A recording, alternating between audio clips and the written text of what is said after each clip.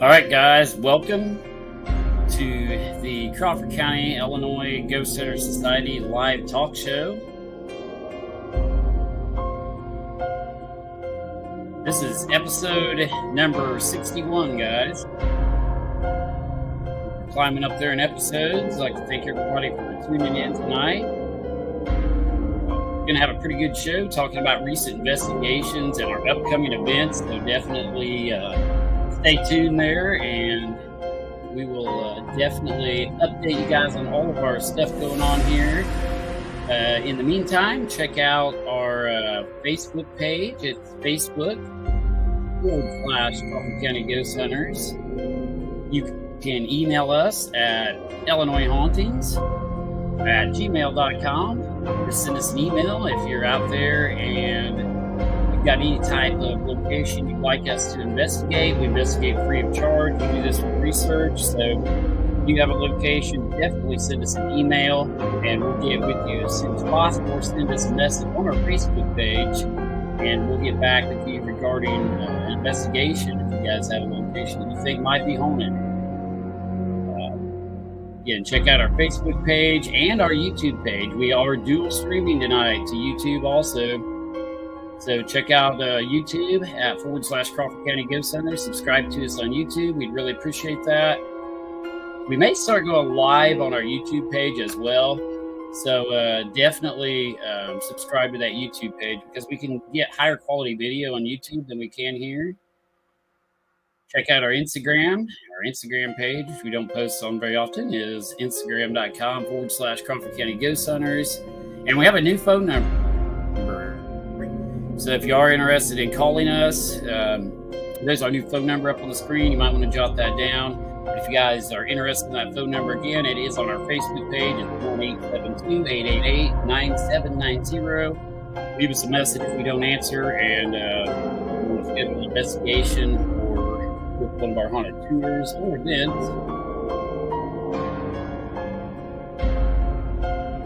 Music tonight, as always, is by the Midnight Syndicate, guys. All rights reserved, used with permission. You can check their website out at midnightsyndicate.com. They've got a lot of cool horror gothic style music if you're into that type of thing. They've also got the music up on Spotify and YouTube. So check out the Midnight Syndicate. They are an extremely awesome band who play creepy music. So check those guys out, and if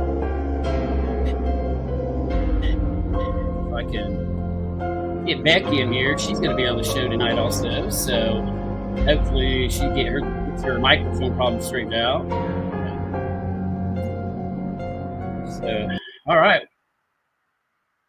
Welcome to the show, guys.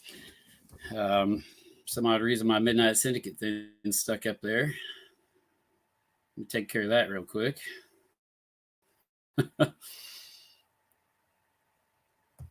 Having a little technical difficulty there. Get off there, Midnight Syndicate. Okay, now we're good.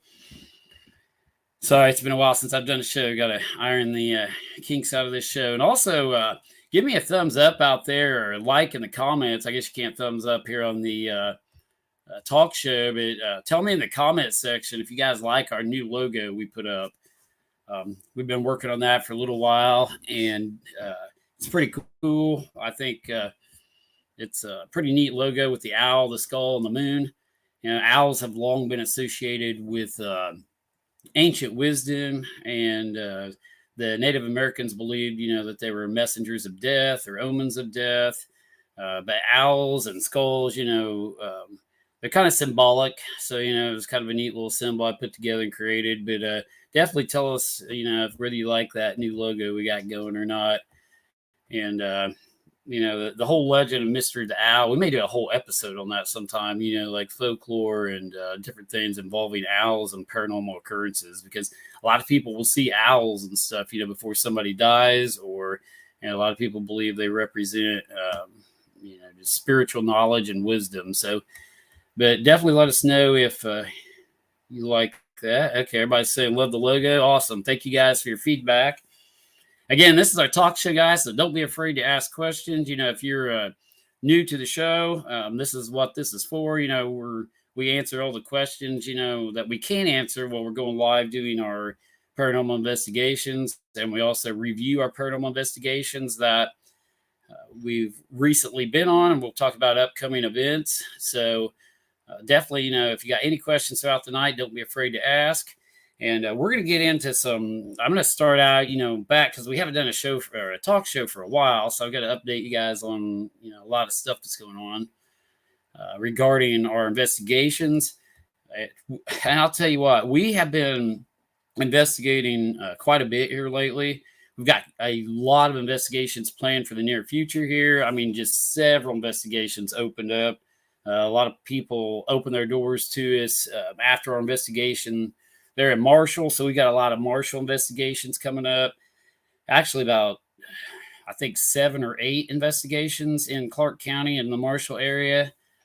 Just from that one investigation the other night the 2 investigations we done, which we're going to be talking about our results and what evidence we found regarding those investigations also here later on in the talk show. But I wanted to start out talking about United Methodist Village. We're still investigating United Methodist Village, and we're doing haunted tours there for the public still. And teams are able to rent that location and investigate it. And we've had several teams come in there and rent that over the past, you know, several months. It's a pretty neat location.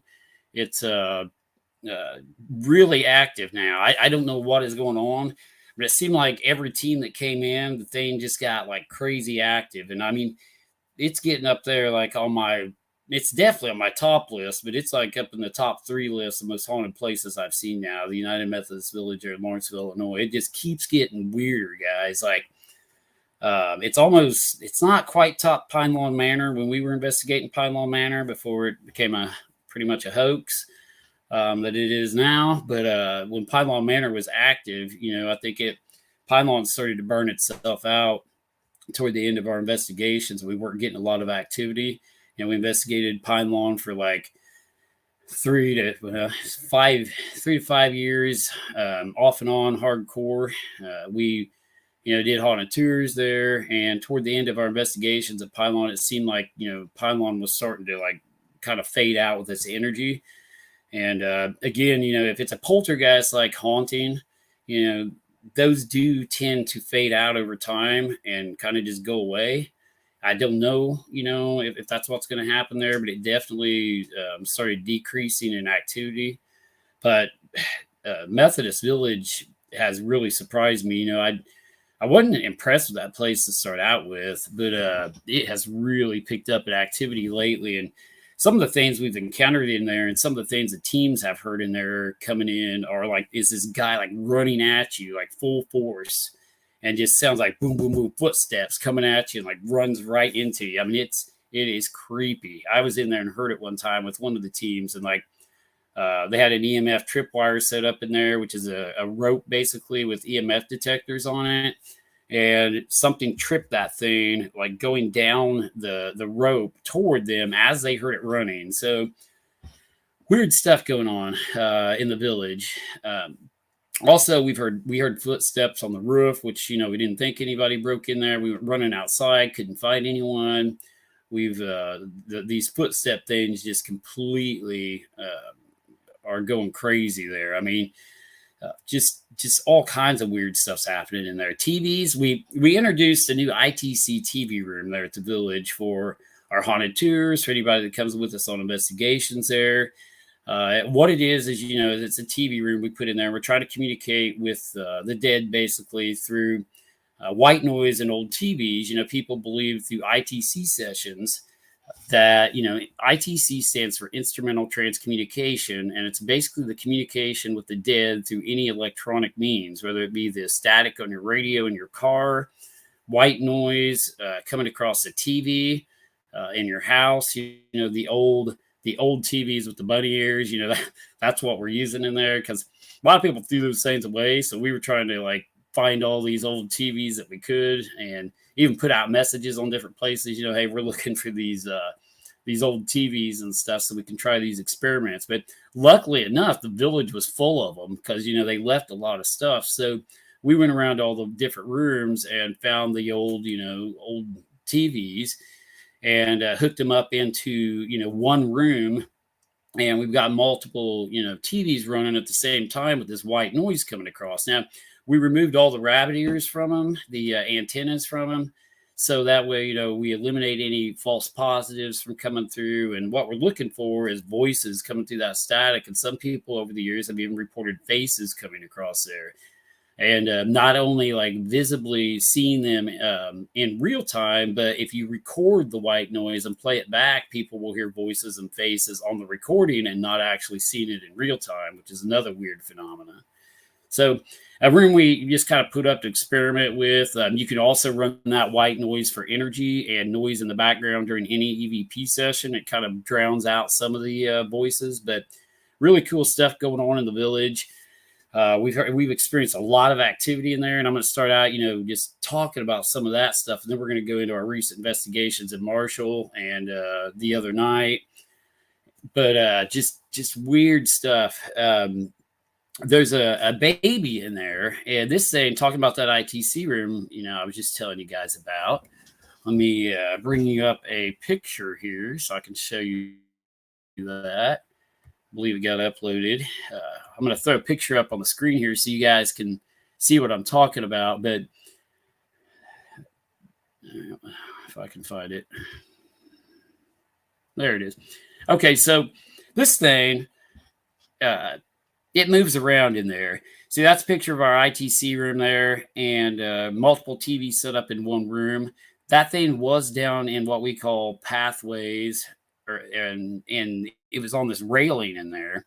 It keeps moving around every time we go in there, Now, is it people breaking into the building? Could be. I'm not saying it's paranormal, but a couple of the former owners put this thing up there the other night and came back in, and it had moved and turned sideways down on its side. So we're having some weird activity with this doll. Another weird thing that appeared in this same room the other night that was not there earlier. And, I don't understand this at all because this is really strange. And I've got pictures of these matches also. So these matches appear in there on top of the TV. And they were not there before. And we came back, and two of the matches that were down on the table had been lit, and they were not lit previously. Something lit two of these matches, and we could smell the smell of smoke in there, but there was no burn marks on the table, nothing lit or anything. So that's kind of a weird occurrence that took place. We're also experiencing, ever since we put the TVs in to communicate with them there at the village, it's like they figured out how to do that now. So they're going around all over the village, even in the Holden Center, the old part, and which happened to us last night, I believe it was. It's been a while since I've slept, guys, because we've been out, been out all weekend, and I've had other stuff go on. But I was also at the village last night, and I was walking around because we thought somebody was actually breaking in the village. So I was out there kind of doing some ninja work and dark clothing and a flashlight trying to catch these people. And I walk around the village and I make a couple laps. On my second lap around, I look over, I see all these lights in the Holden Center. I thought somebody had got in the building because we'd already been watching a few people that were coming up onto the property. So I look in there, I see these lights in the building. I call the two former owners because, you know, they help take care of the building still and watch over it too. They're right there in town. You know, they can watch it better than I can. And hold on a second. Oh, shit. Personnel, Robinson, 500 personnel, response to 503 East Cherry Street in Robinson. Sorry about that, guys. Radio's going on. But yeah, so I'm looking around this building. He's looking around, you know, or I called Rick and Dwayne because, like, I see these lights in there and I thought somebody's in there. So we're getting ready to go in there, and I look through the window and I don't see anybody in the room that I'm seeing these lights, and this TV turns on by itself while I'm looking through from the outside in the old part of the building. And it's an old, big screen, you know, old style TV with the static, and it just creepy as heck. I can see it just, you know, flooding the room with light. And I'm looking around and they're trying to find somebody, thinking maybe they're, you know, hid right below the TV or something, you know, like down on the floor where I can't see them. Nobody. Like, I mean, I'm looking around, there's no movement, nobody in there. The TV goes out. And like, I start to walk around to see if like I could see anybody around the other part of the building anywhere, you know, or parked or, you know, on bicycles. And I go back probably about a 7-minute time period. The TV comes back on again. And at this point, I know it's not people because like I'm kind of looking in there as it went on, and I don't see anybody moving in there. And just weird stuff going on with these TVs. We drove around the building at night, and the TV will be on down in where the old wrestling room is at, and you can see it on from the outside as you're driving past the building. That thing keeps turning on and off. So ever since I put these TVs in that room, and we've tried to communicate with them, you know, with these TVs, we've had weird phenomena with them trying to, you know, use those TVs. So some weird stuff going on there. And looks like, sorry, I'm looking at your comments, guys. So looks like we got Jennifer and Becky's out there, and Deb. Becky's trying to get on, guys, so she can co-host with me because she witnessed some of this stuff that I'm about to talk about. She was with me. Courtney was with me. Jared's been with me. The two former owners, you know, I don't think they care if I say their names, but Rick and Dwayne, I'm sorry, guys, if you don't want me to tell your names, but they've been with me a lot in there recently, and actually starting to see and experience some weird stuff in there as well. So it's kind of neat. The place is like taking on a life of its own. It just keeps getting more and more haunted. I don't understand. Like the activity in there is extremely increasing, especially during periods of the full moon. You know, like 3 days before the full moon, leading up into the full moon, the village has just been extremely active with all sorts of weird stuff going on. So me and one of the owners were also, you know, we were past owners, sorry, former owners. They're now you know, they still check on the place, and I kind of consider them still owners, but they aren't. But they were in there with me, and Dwayne was actually at the table there with me, and we both witnessed something weird one night in the dining room area. We were sitting in there, you know, in the dark. Everybody else had left. It was after I'd had a paranormal team from, I believe they were from the Charleston, Mattoon area come in there. We had some from Tennessee and West Virginia and different states, you know, coming in there lately. I believe this was the team from Charleston. They had left. I told them not to leave because I felt it was going to be a pretty weird night, because when I walked in to let them in previous that evening, before the investigation started, I walked through these hallways by myself, and it's starting to get dark. So it's pretty dark in the building. I still had to use a flashlight, even though it was still a little light outside. It was dark in the building, so I'm like walking through the hallways to let this paranormal team in that was going to investigate it for the night. And I get to the cafeteria area, and it sounds, excuse my language, like all hell breaks loose. To my right, down the hallway by the cafeteria, I'm hearing doors slamming. I'm hearing stuff getting thrown, all kinds of weird sounds. So I immediately thought somebody was in the building and broke in. I'm just in there by myself. And the scary part is I'm locked in there alone at this point. The team can't get to me, and like I have to unlock the door to get back out to them. So I'm locked in the building with whatever the hell this is that I'm facing here in this dark hallway. And it was pretty creepy because I go running down the hall with my flashlight, and I yelled and I said, "Hey, anyone there?" I lit the place up. Nothing. There was like no one there. So that was one of the first weird events where I started hearing like just bang, just all kinds of unusual sound phenomena. It had to be paranormal. I mean, nobody could have got out of there. I ran down there as quick as I could. The team that was on the outside, when I finally went to the front door and let them in and told them what happened, they didn't see anybody come out. I told them what happened, so they immediately went to town and got their equipment out and started investigating, without a building tour even. I took them right to the area where it started to happen, and they just started running their equipment.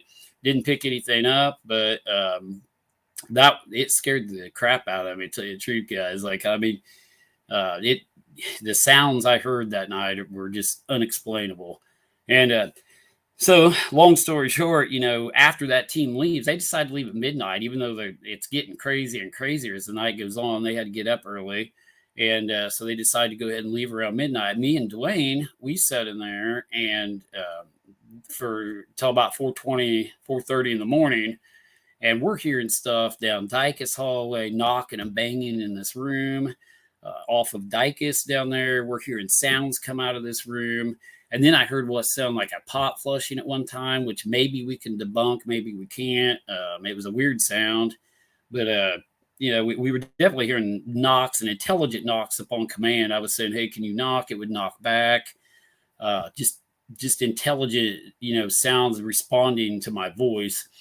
And so we go into the dining room area, and that's where I was kind of getting out a while ago. Me and him are sitting in the dining room area, just me and him. Everyone else had left. And we're sitting there kind of talking at the table because, we're kind of getting tired, and nothing was, it was starting to settle down. Nothing was happening. Then I see this thing. I had no idea what this was. It comes in through the window from the outside, guys. This energy mass, like it just like looks like this mass of light comes through the window. It's in the building, coming through the window toward me and Dwayne. Dwayne is not looking at it because he's facing me, not facing the windows. And I was like pointing. I'm like, hey, kind of pointing it at this thing, this illuminated object. And he turns, it shoots out the window. He turns, catches it as it's out of the window, and he sees it out in the yard, and it goes back up the ramp and toward the building like it goes back in the building. And what he's seen and what I seen, corresponded. I seen it come in and go out, and he's seen it out there and go back in the building. And he said all he could describe it as was an object that was floating off the ground. It was not running like an animal. It was floating, and it was going toward the building. So, both of us seen that. And he's pretty skeptical. I mean, he's like a hardcore skeptic, guys. I mean, it takes a lot to convince him. And I was glad he seen something that night because it corresponded, both of our eyewitness accounts there, made that even more legit and unexplainable, because I seen it come in and go out the window, and he's seen it midway, out the window, going back in the building in the parking lot out there. So what that was, I have no idea. I mean, it was just a light, like a mass of light. and we'd seen something similar in there when one of my team members was playing laser tag. James Pinkston, he set up a laser tag business in the village for a while. And we would have weird encounters while playing laser tag. I would go into a room thinking I was shooting at, a living person, and I would hear footsteps coming up behind me and there was nobody there. I'd see somebody go into a room and shine it. Nobody was there. And multiple people had those encounters while playing laser tag. I mean, people encountered so much stuff in that building, while he was in that laser tag. It was pretty neat, actually. But we had seen a similar light in there one time playing that. But this was like just really crazy. Then on the full moon, pretty much, this was probably like a couple days before the full moon when this event happened. Same full moon period we're talking about here. We go there, and it was this last full moon, guys, here in July is when I'm speaking of. We go back, and it's me and Becky and Sammy and Courtney. And I apologize if I'm leaving anybody out, but there was like at least me, Sammy, Becky, Corey. There was at least 4 or 5 of us. I can't remember. It seems like there was somebody else there, but we've been a lot of places since then. I can't remember who was where, but so we're sitting in there. I know it was Sammy, Becky, and me, and we didn't have anything happening. It's full moon night. We're like, and I actually spoke to it. I'm like, hey, you guys, we're going to go to a different building and go somewhere else if you guys can't show us something really cool tonight. And so it was toward the end of the night, we were getting tired. Nothing was happening. I get up and we start to walk out as a group. We look down Dicus and we see this illuminated light down Dicus hallway. Now, Dicus section in the rest of the Methodist Village, if you guys don't know what I'm talking about, sorry, I just knocked my radio over, is a section of hallways that was named after an individual. I believe is Dr. Dicus, but there is a hallway in there named that. So when I refer to Dicus, that's what I'm talking about. We seen this light down at the end of that hallway, and that we couldn't explain. And as we're walking further toward the kitchen area and the hallway where I heard the racket when I let the paranormal team in, a couple nights before, as we approach the dining room area, every one of us, our jaws just dropped. Jason and Kelly were there, Becky's saying. We all at the same time hear what sounds like a party taking place in the dining room area. We hear people talking, multiple conversations, like women and men talking back and forth, just like you would walk in on an event today if it was like a live event taking place, or almost like they were having lunch or, some type of special dinner or something in there, with a bunch of people invited. It sounded like a party going on in there. I heard chairs moving, people talking. We all heard this that were there that night. All 4 or 5 of us. I believe there was 5 of us. And there was no doubt about what we heard. We all, was like, what in the hell? And I go running in again. And as soon as I turn my flashlight on to light the dining room up, it just quits. No sound, no chairs moving, no people, no objects out of place, nothing. As soon as I turn my flashlight on, I have no explanation for it. I mean, it was not people. I mean, the thought crossed their mind, did 30 people break into the building? And, and they're in there, that's why I was going in there. I thought, there's no way this can be paranormal. I go in there, as soon as I turn the light on, it just quits and nothing. Nobody's running different directions. There's no door slamming, like people getting out of the building, escaping. I mean, there would have had to been at least 15 to 20 people there to make the noises we were hearing. I mean, it was like the most craziest thing I've ever heard. So this place is just like crazy active lately. And I'm hoping it continues to stay active and increases even toward October, toward the, the Halloween season and the full moons. And this August is pretty cool because we got a blue moon coming up. And when you get a blue moon, you get a double full moon in 1 month. So August has a blue moon. We're going to try to be out investigating on those full moon cycles of August. Probably be back to the village on one of those full moon cycles to see if any of this stuff happens again, because the full moon is definitely the time to be there. But just a lot of activity. But I wanted to update you guys on that, because it was just so cool to hear that. So hold on, hey Lisa, I live in. Bring your comment up here. I live in Oblong at 205 South Taylor Street. Please help me to see about them. Are you talking about it's haunted? Is that what you're talking about, Lisa? Not sure. 125. Maybe I missed something else above there. Maybe Becky's talking to her. I'm not real sure, but yeah, if you got a haunted location out there, definitely tell us about it. We'll try to. Okay, she's saying yes, it is haunted. Yeah, if you could send us a private message, tell us what you've got going on there, Lisa. We will definitely check that out. And I'm real familiar with Oblong, but I'm not familiar with that house, so that's kind of interesting to me. I've never heard of that location being haunted, but definitely send me information regarding that and what you've got going on. Send it to our Facebook page, and just put your name and put you talk to me on the talk show, so I know who I'm talking about, and we'll definitely see what we can do for you. We're pretty backed up right now, but we'll try to get to it as soon as possible. So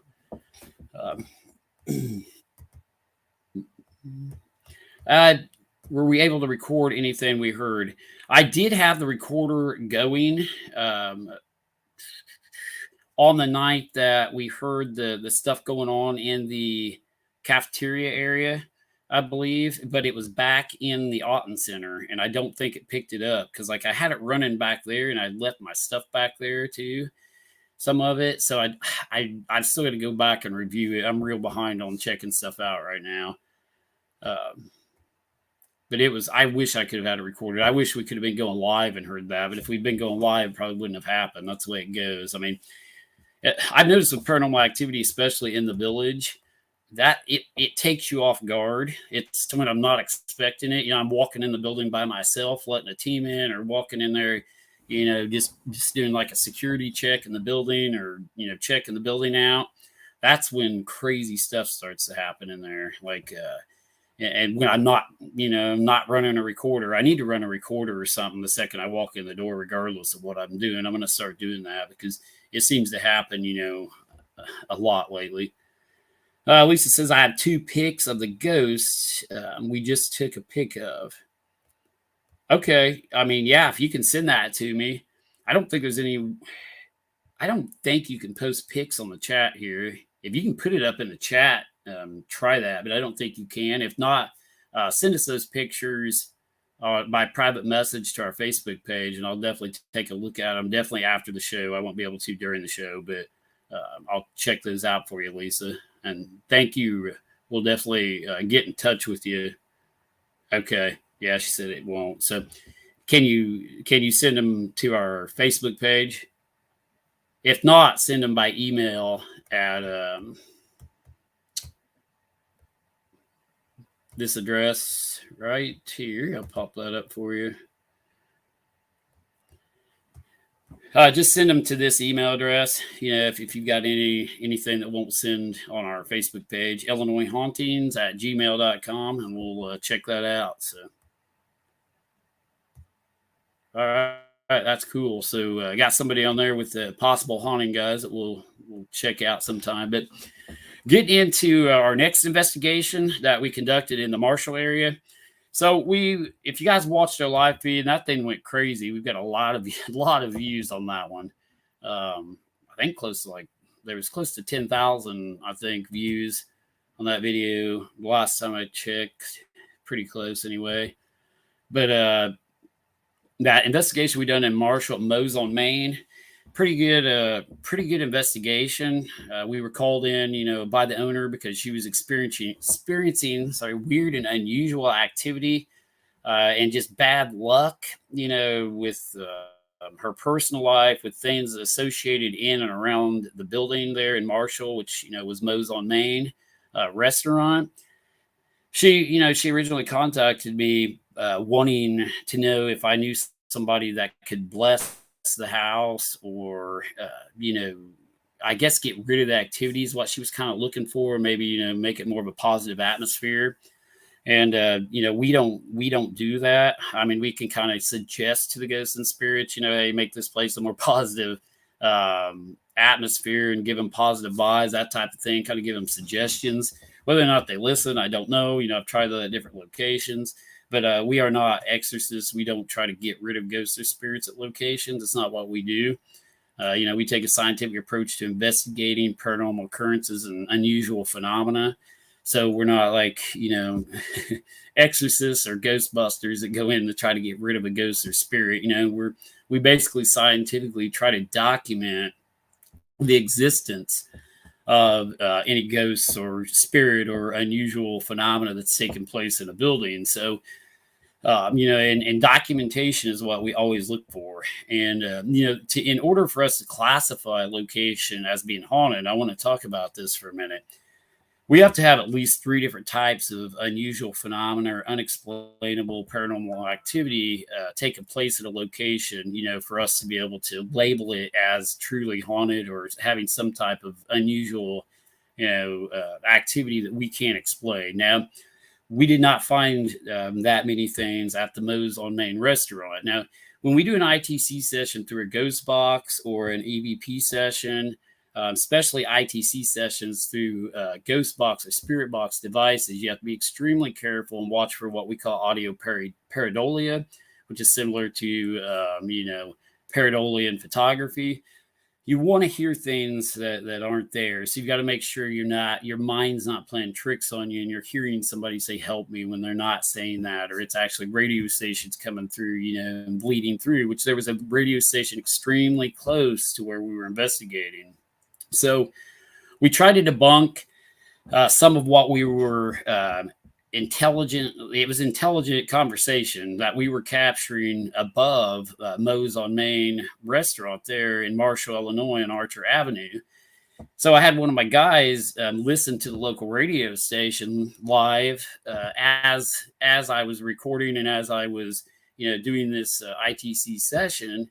And we could not debunk what was coming through there. We were intelligently getting intelligent conversation or answers, and it was not what was coming over that local radio station. I think several of the viewers tried it too. I even told them, I said, hey, listen to this local radio station.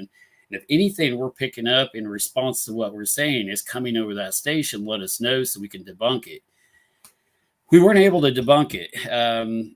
So I think we were getting intelligent conversation, but I've said this 100 times, just because we get intelligent conversation and something over a ghost box or an EVP session at a location we're investigated, it doesn't make it haunted.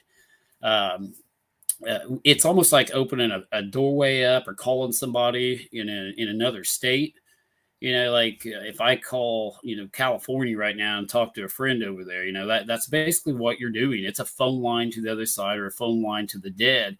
But the problem with this communication is sometimes we're not dialing any particular person and anybody can answer, and that's the issue you have with spirit communication. We can't just pick up the phone and dial that particular friend in California. When we pick up the phone to dial the dead, we may get somebody in Japan. We may get somebody in Canada. We may get a relative's loved one come through that's not even associated with the investigation we're doing. Like there may be somebody there just, watching or something, and their relative may come through instead of the individual we're trying to communicate with that got, that killed themselves at that location or got murdered at that location or so on. So, I mean, that's kind of how spirit communication works. You never know who you're talking to and what you're talking to. We assume these are intelligent ghosts or spirits, but they could be anything from ghosts or spirits to interdimensional beings. We don't know what we're communicating with, but we know it's intelligent, and when it interacts with us on an intelligent level, answering questions, that's what we're looking for. Answering back. But just because, like I say, we got some communication there, I'm not labeling that place as haunted, because, we didn't get anything else. We didn't get any unusual sounds. And here's the things we have to have other things we have to have or like to have at a haunted location, along with EVP evidence, intelligent communication coming across our devices. We also like to, have unusual, unusual and unexplainable sounds, like unexplainable knocks, doors slamming. Disembodied voices is another phenomenon. If you physically hear a disembodied voice, not just coming across our devices, but out loud, we're looking for those. We're looking for unusual light phenomena or unusual illuminating light sources. And those are light sources that are not orbs. That orbs are dust particles, guys. Like anytime you see orbs on photography, on photographs, those are dust particles, or they're caused by pollen in the atmosphere, rain, dust, you name it, snow. Anything can bounce off that camera flash, and it reflects the light of that camera flash back into the camera, and it shows up as dots across your photographs. All that stuff those are not ghosts, So when I'm talking about illuminating light sources, it has to be dark, and you can't even use like IR video equipment to get illuminating light sources that are paranormal. Because like if you use an infrared video camera system, like a lot of people are using out there, especially for their home camera systems, like all these door cams people are setting up, and if they've got IR light shining, that IR light is the same effect as a camera flash. If that IR light's being produced all the time, being put out there, and it's reflecting off of any object that goes in front of that camera back into the lens, and then on IR video, infrared video, the objects look like illuminated balls, even though it's a bug or it's a dust particle. That's what freaks everybody out about infrared video. They think they've captured ghosts or some type of unusual light phenomena, and they haven't. In order to capture unusual light phenomena that actually illuminates, you have to turn the IR light source off, and you have to be recording in complete darkness. That's why when I go live, it's really cool because I'll turn all the lights out, and there's no IR coming out of our phones or anything. So I'll do a dark session, so you guys can watch that out there. And if something illuminates and flies across there, that's an unusual phenomena. It's like a ghost light. And those are extremely rare. Weather phenomena can also cause those types of things, like ball lightning, and different, unusual weather patterns and phenomena can cause illuminated light sources. So you got to be extremely careful. It's very rare to capture anything paranormal. Period. The stuff we've captured in our lifetimes is like winning the lottery. We won the lottery 1,000 times. It's crazy because I guess we're just in the right place at the right time, and it's very rare to capture stuff. But anyway, we're looking for these light sources. We're looking for sounds. We're looking for disembodied voices. We're looking for unusual smells. We're looking for environmental and just different environmental changes and atmospheric changes, like temperature drops. A temperature could change 10 to 15 degrees at a haunted location. We're looking for, humidity changes. We're looking for barometric pressure changes. All those things could indicate some type of unusual phenomena is taking place within the environment. And the environment itself could be causing the paranormal activity, or the paranormal activity could be affecting the environment. And that's what we have to decide too, which is the case. So, there's a lot that goes into our investigations and what we do, and we don't just classify every location as being haunted. We have to have at least, three different types of phenomena going on to say, hey, this place is haunted. Now, the other location, the bar, Moe's Bar, the packaged liquor store there under the water tower, and everybody gets confused because I'm talking about the other location now where the suicides took place. Now, I legitimately believe that place is probably haunted. We had some extremely weird stuff go on there. Upon our research, we'd found out that there was definitely 2 suicides in the building. When we got to the location, I interviewed someone who knows absolutely, that there was others. They said anywhere from 4 to 6 suicides took place in that building over the years. And that's an extremely rare thing for that many suicides to take place in one location. And again, like I mentioned on my live feed, we need no disrespect to any families or anything when we're investigating suicide locations, and we have the utmost respect for those families and stuff that were involved with those deaths. It's a tragic thing, and if you are watching this and you're depressed, and definitely call somebody and get help. I've had friends in the past commit suicide. I've had multiple friends commit suicide. The people that I know commit suicide. So, definitely get help and talk to somebody, if you're out there and you are feeling down and depressed, because, I don't want to be called into a location where, something like that happens and then strange things are going on. But, these locations that have multiple suicides, we've been studying for years. What causes one location to cause that many people to take their own life? Is it the environment? Is it the depressing atmosphere of the location, the towns? Not saying that building or Marshall's a depressing location. I'm talking about all the locations I've studied. What causes one location to have that much activity as far as negativity, to where somebody's thinking these bad thoughts? Could it be paranormal? And that's why I really wanted to investigate this location, and the owner wanted us to try to find out what was going on in there. And one theory I have too is the water tower was moved, and we're trying to correspond with I think it was moved in 1967. We found out that night. Courtney found on the phone.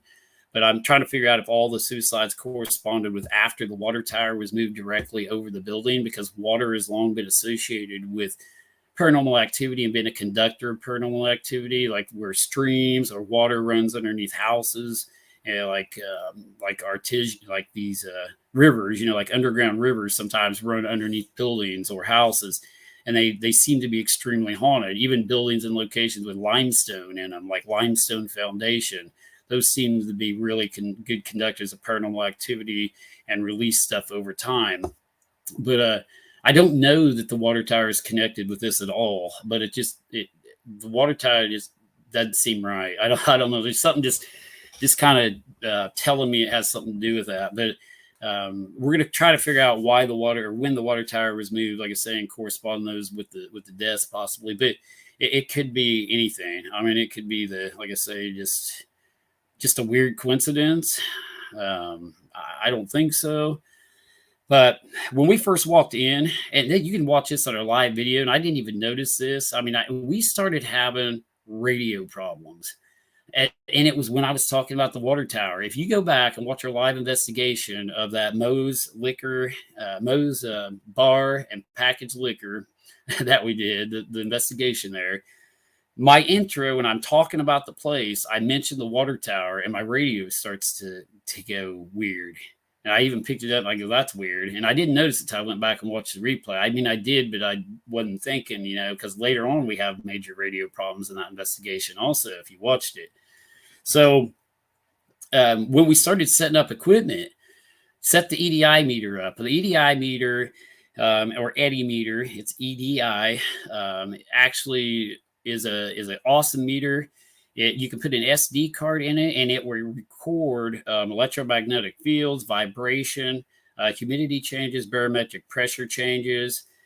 It'll record all this stuff, onto that SD card, and we can look to see if, a temperature change occurred at the same time we got an EVP, or a temperature change, and, an electromagnetic field spike took place, while we experienced something else. We can go back on the computer and look at that and see if this times out and corresponds with any activity we experience, to see if it's some type of environmental cause or it's affecting the environment.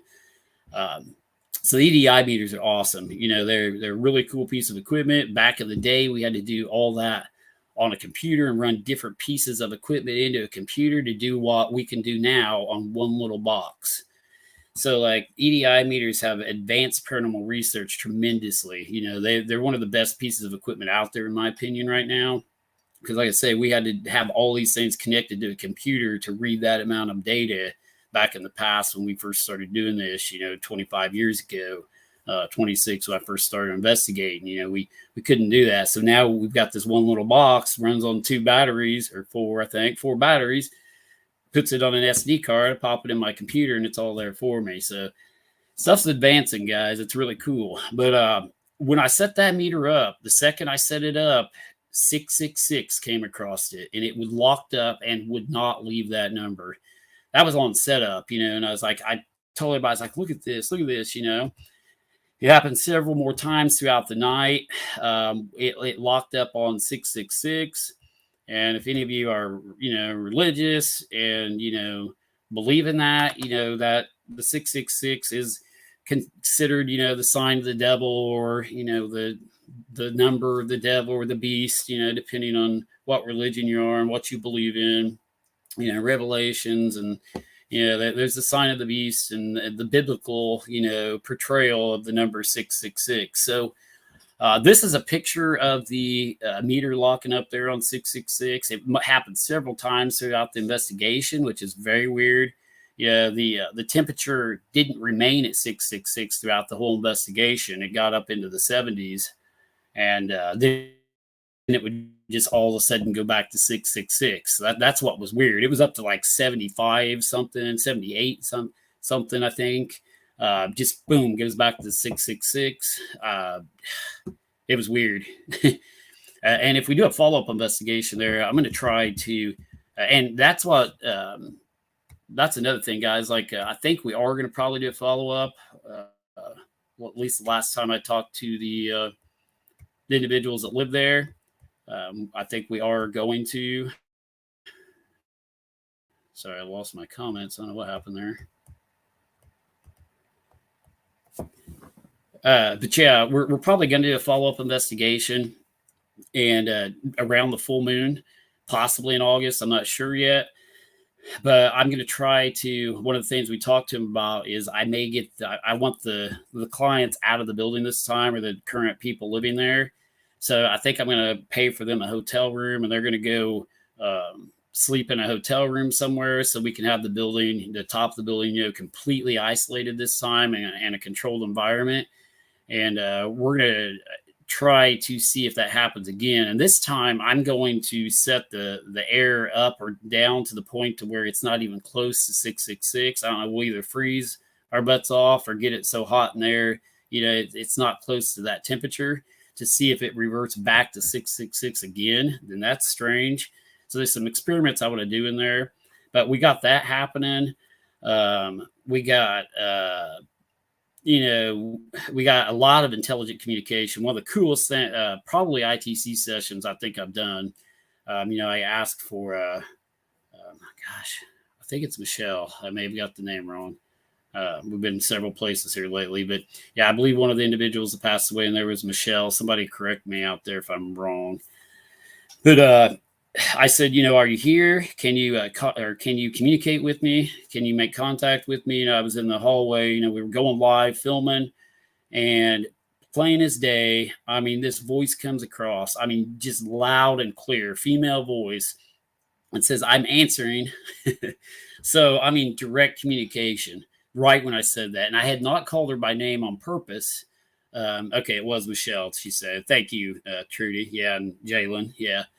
So yeah, Jalen was there too. Jalen was, I still consider him a team member. He's been on my team before, and he still goes with us all the time. He just didn't have a lot of time to get out there with us, but he's seen some weird stuff with me. He's been there on some good ones, so especially in the village when we got Knox one night. He was there with me, but it was like, I'm answering, just plain as day, really cool. I mean, intelligent conversation there, and answering. I mean, I had on purposely not said her name. I was trying to communicate and not say her name, and then when I did, boom, she's like, "I'm answering," just right off the bat. So, I mean, really cool. Yeah, I believe, Jalen, Trudy, Jalen got scratched. I don't know what that was about either. He can probably tell you more about it here on the chat. I should have had him on the show. Forgot he could have popped in here, but and talked about his experience there. But he got scratched there at the the liquor store. So, I mean, we got the scratch, we got the 666 locking up on the temperature changes. We got intelligent communication. We heard what sounded like audible growls at one point, like disembodied audible growls, like with our own ears, not through the equipment. We heard them out loud. So, I mean, we had multiple different types of things going on. We had disembodied, sounds. We had intelligent communication. We had environmental changes or atmospheric changes through the temperature changes on the EDI device. And we also had manipulation of our radios. So we've got like 3 to 4 different types of phenomena taking place in this building. I said on the communication session, is there anything you'd like to tell us? And it goes, I'm manipulation. It said it like a couple different ways, a couple different times throughout the sessions throughout the night. As soon as it said that the first time, manipulating, all of a sudden our two-way radios just went weird, like started going like something coming through the radios, our two-way, handheld radios. Like we heard these noises, and we tried to debunk it. I sent Jason Levitt outside to try to see if anybody was on that same frequency. He went outside and was, trying to talk and ask if anybody was on that frequency. No one answered or responded.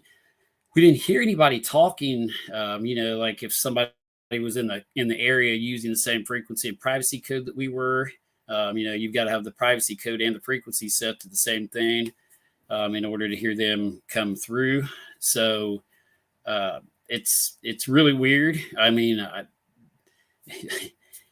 I definitely want to say it's unusual. I can't say paranormal for sure, but we were having radio problems all throughout the night from the start of the investigation. You can see on the live feed in that original intro I did, and then it happened again when they said manipulating, and that's what was weird. Right when it says on the communication session manipulation or manipulating, that's when the radio stuff started happening.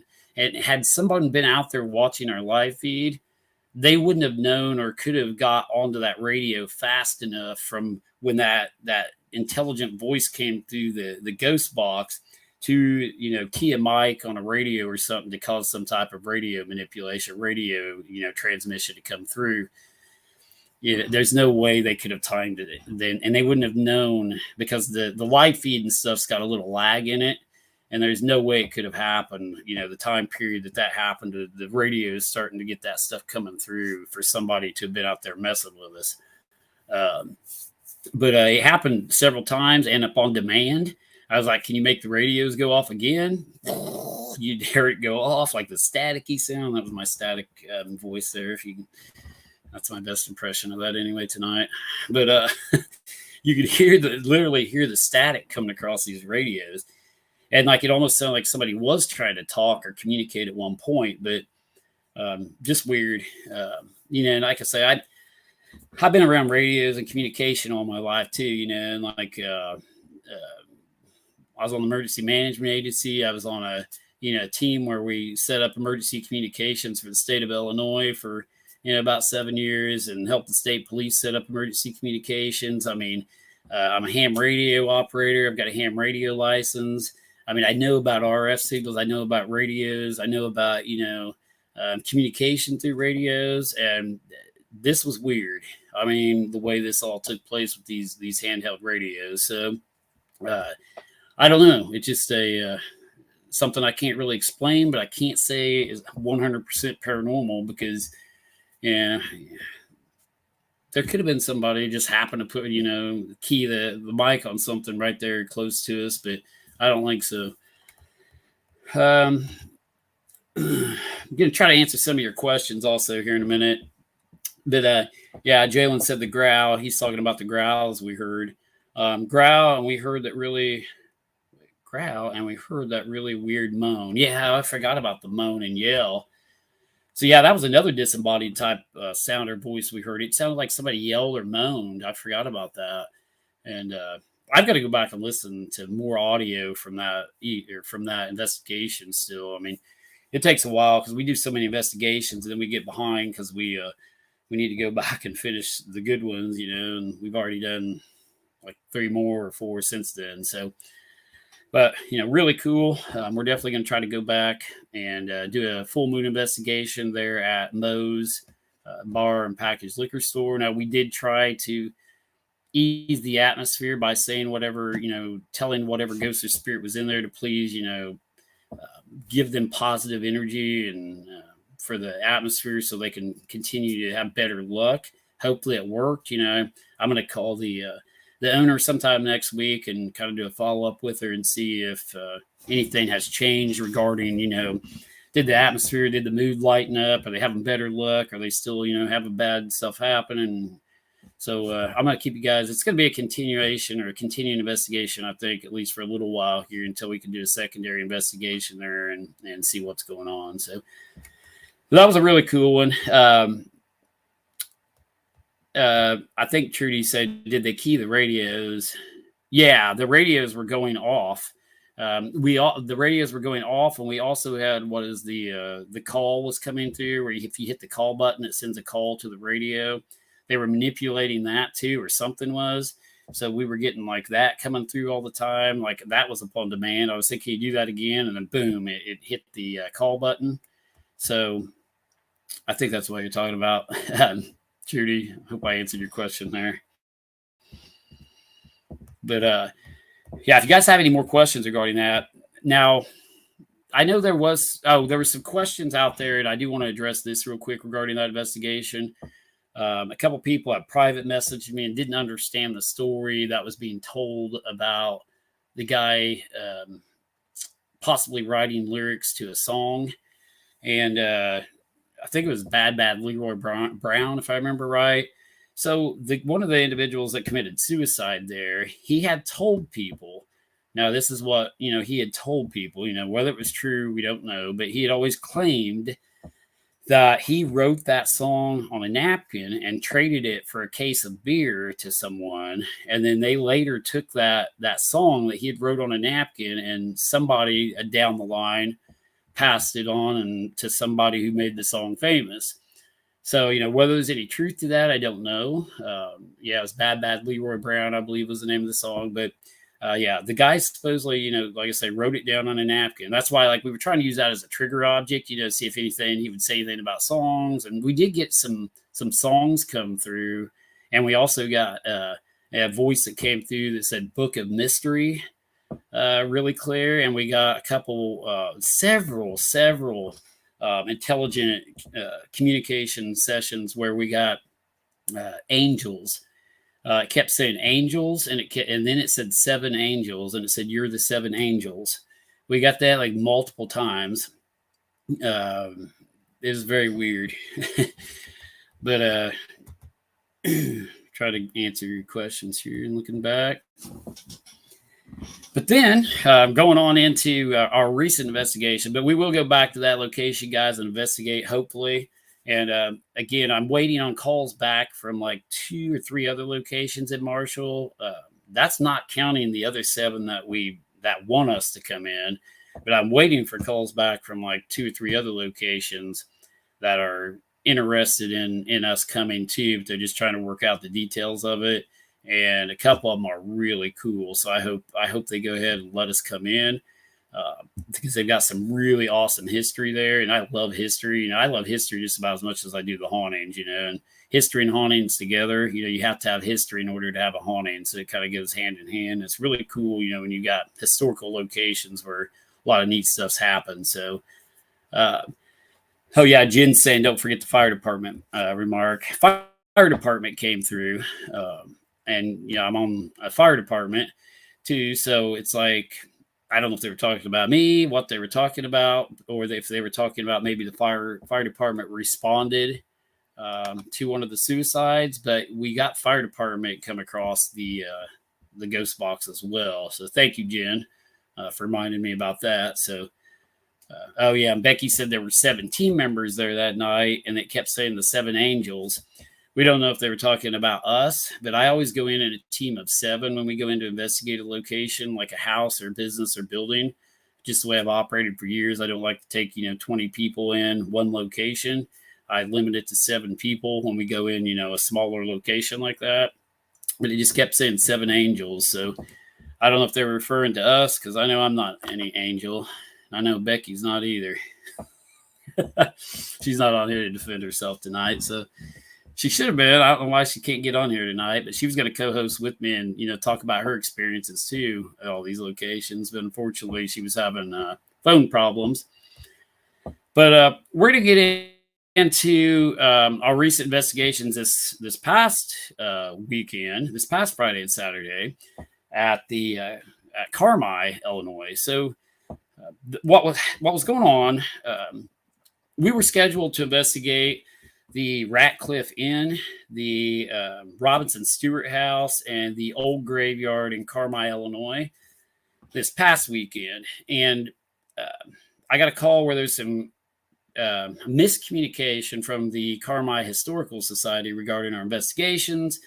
And I don't think they realized how much publicity it was going to create and everything. And they were going to meet. I believe it's tomorrow. Actually, they're going to have a meeting tomorrow to try to set us up some new dates, hopefully. So we'll see how that goes. But I don't have a lot of weekends open is the problem. So hopefully they can come up with some dates for us to investigate again, because they need to let us in. There was some miscommunication with everything. And but that's the story on that. We went ahead and went down and investigated the Carmi old graveyard down there because we were all scheduled to go down anyway. So we thought, heck, we might as well just go ahead and go down there and investigate that for sure, because they, it's a historical location too that kind of goes along with the sites we were going to investigate down there. We're still going to investigate them, hopefully. It's just I don't know when it's going to get scheduled now because, like I say, we've got a busy schedule and they've got a busy schedule. So now we got to get together, figure out what's going on. Hopefully after tomorrow, they'll give us more information regarding that. But some really neat places down there. And I want to thank Rick too, again, Rick Stein. He's kind of like a local historian for that area. I mean, he knows a lot of stuff, got a lot of family in the area, from, the lands we were trying to communicate with to, some of his other family, just lots and loads of information he gave us that night. So I can't thank Rick enough for, helping us out that night with some of the info he gave us, regarding the cemetery and the houses in the area. And he took us a tour of the area. And my gosh, if we can get in some of these locations he's telling us about, it's going to be some cool investigations in that area also. Rhonda says, with two other guys, he had a great singing voice.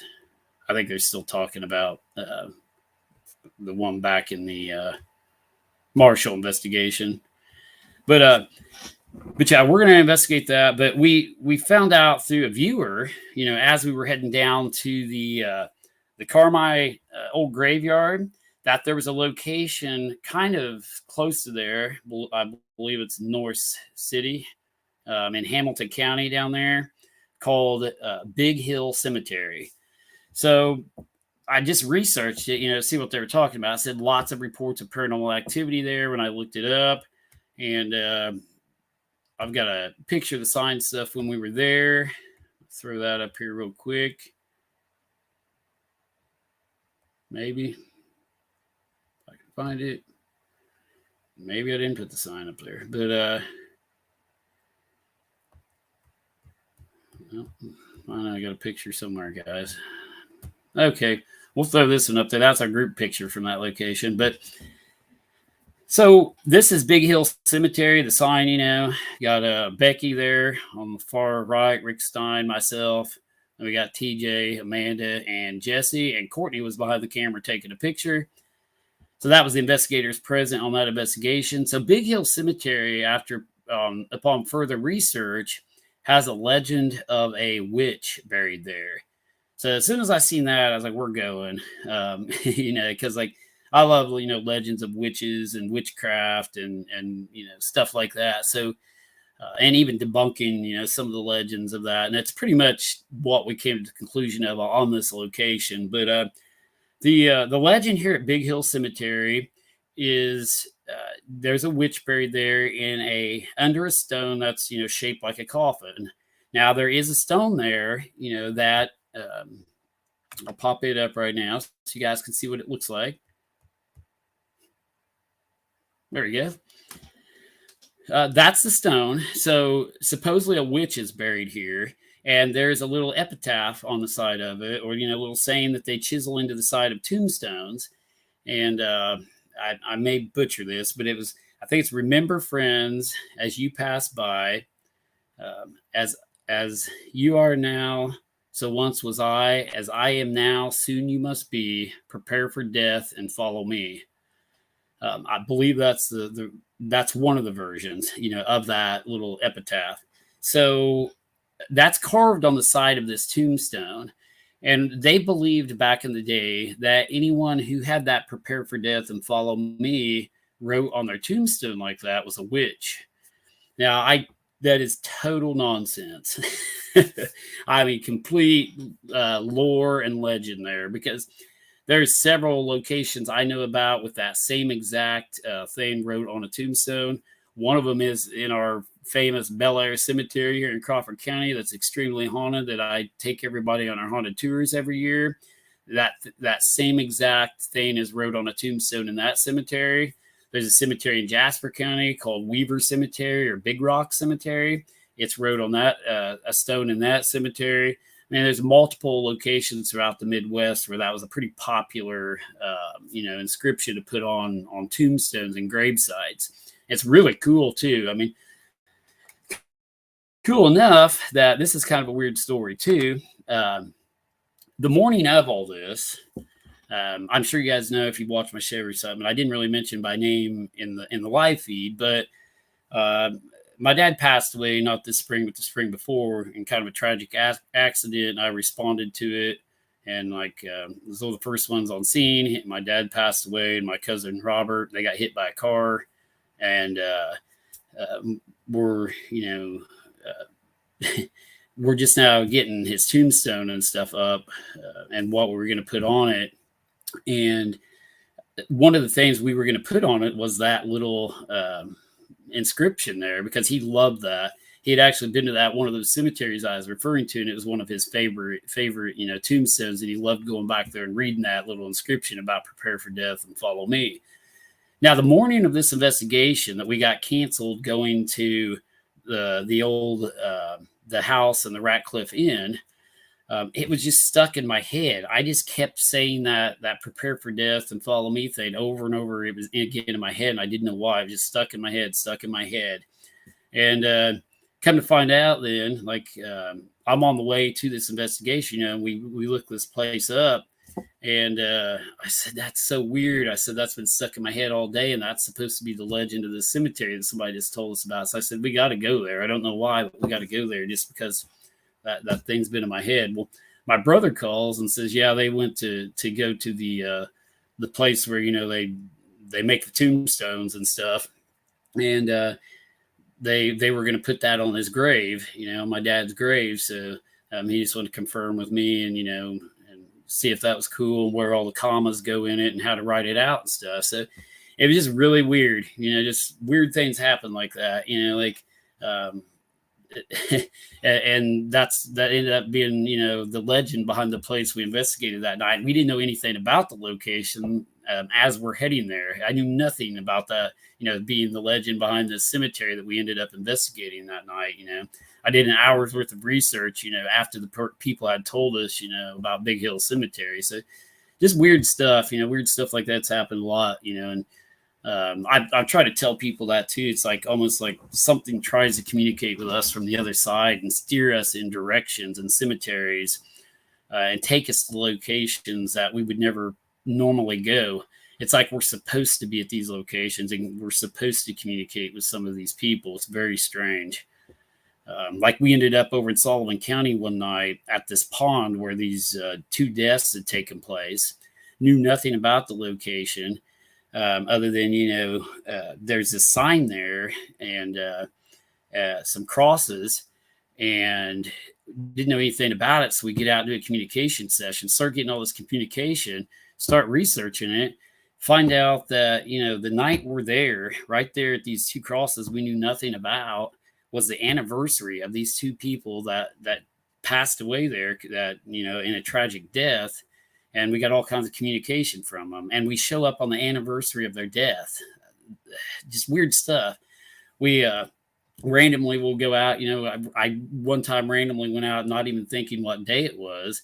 I end up down in Baker Cemetery, where Elizabeth Betsy Reed's buried, and I started doing an EVP session, and just it kind of hits me in a big realization. I look down; it's the anniversary of her hanging, May 23rd, 1845. Is when she was hung. I was there on May 23rd and didn't even realize I was there. Didn't even realize I was there on the anniversary of her hanging. It's just like we're guided to these places sometimes, and I think there is guided spirit, weird connections to everyone. I talked to a state police officer, that we were kind of corresponding with, who's an investigator, and he was having us, going to check out some locations for, that they couldn't solve, and homicides and murders and different stuff. And he told me about an incident that happened to him where he actually found a body by some paranormal force. He was led down different roads, didn't know why he was going down these different roads. This is a state police investigator telling me this, guys.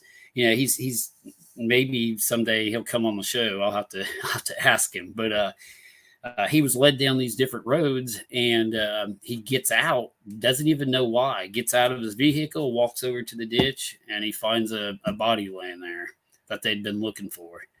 So, I mean, there's things that guide us beyond this comprehension that, people don't understand. I mean, there's a lot of things in this world we will never explain.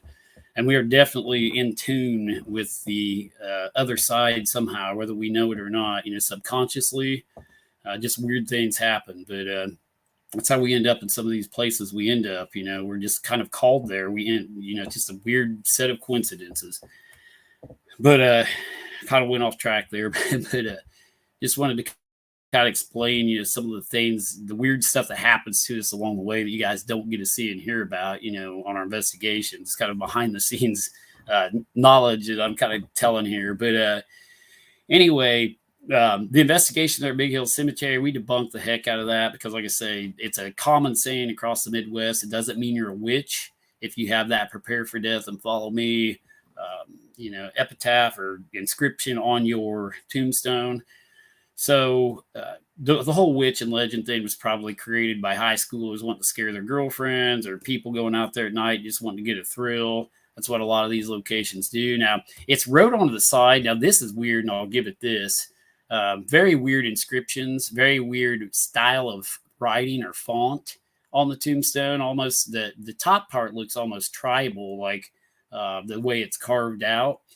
But that's a kind of a closer picture of the writing on the side of the tombstone at Big Hill Cemetery where the witch is supposed to be buried. Now, there is a female, I believe, buried there according to the writing on the side. She's either buried there and they wrote it in later or something, because I don't believe the writing was probably on there when that stone was laid there. It looks like the stone's older than the writing. I could be wrong, but these stones also I've read about were put into some cemeteries as a casket holder to put the caskets on out in the cemeteries. So it could be just a stone that was placed out in the cemetery that wasn't taken up back in the day to place a casket on. And then over the years, somebody wrote stuff on it and it became the witch's grave. And that could be a real reasonable explanation or, debunking the whole story. If it wasn't a stone placed there to put caskets on, it's definitely casket shaped. It's got to be a grave site, obviously, and just a unique tombstone that they put down for this person. But I do not believe whoever's under there is a witch. I just really don't believe that. We also got intelligent communication on our ghost box. I said, how do you feel about people claiming that this is a witch's grave? And there was a voice that said, very disrespectful. It came across loud and clear. So even the voices from beyond, think it was disrespectful and, sometimes giving these places fake lore and legend over the years. So, but that's the whole story there with Big Hill Cemetery. We did hear some stuff out there when Becky walked in, and I'm going to give you another kind of, here's another picture of the tombstone. When we walked in, Becky heard something say, hey, in the back part of the cemetery. So, we can't really explain that, but yeah, I can't say it's paranormal either. We looked on a road map because TJ also saw an illuminating blue light in the back part of the cemetery while we were investigating. We tried to debunk it. We were not able to debunk it. We were trying to shine lights off of reflective tombstones and surfaces to recreate the light source that TJ seen in the back part of the cemetery while we were there. We were unable to duplicate what he's seen. So, whether it was paranormal, I do not know, but he said it was blue. And what's interesting about blue light in cemeteries is generally, you don't get blue light. Red lights are tail lights. Red lights are, cell phone towers. White lights, are blinking in the background, in the skies, that are cell phone towers. Headlights are not blue generally. They're LED colored. Some of them, the new ones, kind of have a blue tint, but not like the blue he was describing. But so, a blue light's pretty interesting. Green, a lot of people will see green lights in cemeteries, and generally it's attributed to fireflies and lightning bugs. People will freak out and see a, lightning bug or firefly, whichever you want to call them. They will think it's this green, illuminated light source flying around. So definitely summertime sightings, springtime sightings. A lot of them can be attributed to, bugs. But, we have no explanation. We couldn't debunk the lighty scene. We looked on the maps, Google Maps, to see if there was a road in the background, see if we could possibly have been seeing some type of car headlights coming down a road directly behind the cemetery. And there's not a road directly matching up with the cemetery right there that we could find. Now, there is a house kind of over catty-cornered from the cemetery in one direction. So we got to thinking that may have explained Becky's hay she heard. Maybe somebody came outside, yelled at their dog or something, and it traveled across there and she heard it. So all in all, we can't say Big Hill Cemetery is haunted. We pretty much debunked everything that happened there. But we probably not a location I'll go back to, but it is a neat place. If you're into just lore and legend and want to go see that stone, it's a really cool location there in Hamilton County called Big Hill Cemetery. So, but as far as haunted, I don't think so. Now, we did investigate the old graveyard in Carmi also. So the other night, and the old graveyard had some pretty interesting communication. We were there among some war veterans. They have all the veterans' graves kind of like grouped together in this one section. We were doing an EVP and ITC session. I asked if there's anyone that wanted to communicate. And I got war and a number. I can't remember what the number was without going back and look. Maybe 59, 79, some type of number I got. But it said war, definitely. And then Becky, man, she was getting all kinds of responses. We were over on a different set of graves. And she asked, I believe, where they were born. And plain as day, right after she asked where they were born, it said Indiana. So that was really neat. We got intelligent communication off of that one for sure. They are saying it's 59. Thanks, Patty.